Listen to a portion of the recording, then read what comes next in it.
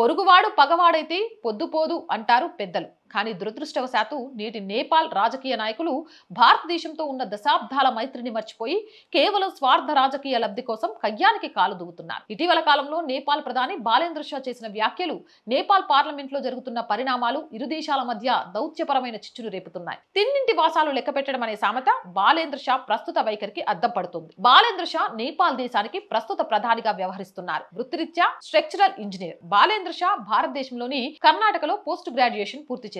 భారతదేశానికి చెందిన వ్యూహాత్మక ప్రాంతాలైన లిపియాందుర, లిపులేక్, కాలాపానీలను ఆక్రమించామని అంటూ ఆయన వివాదాస్పద ప్రకటనలు చేశారు. భారతదేశంలో కొత్త పార్లమెంటు భవనాన్ని ప్రారంభించినప్పుడు అందులో అఖండ భారత్ మ్యాప్ ని ప్రదర్శించారు. దానికి కౌంటర్ గా బాలేంద్ర షా తన కార్యాలయంలో భారత్ భూభాగాలను నేపాల్ లో కలిపేసినట్టు ఉన్న గ్రేటర్ నేపాల్ మ్యాప్ ని తగిలించుకొని తన మొండితనాన్ని ప్రదర్శించారు. ఈ వివాదం కేవలం చిన్న స్థాయిలోనే ఆగలేదు. నేపాల్ పార్లమెంట్ లో సైతం భారత వ్యతిరేక సెంటిమెంట్ ను బలంగా వాడుకుంటున్నారు. నేపాల్ కమ్యూనిస్టు పార్టీలకు చెందిన పలువురు నేతలు, ప్రధాని కూడా పార్లమెంటు వేదికగా భారతదేశంపై తీవ్ర ఆరోపణలు చేశారు.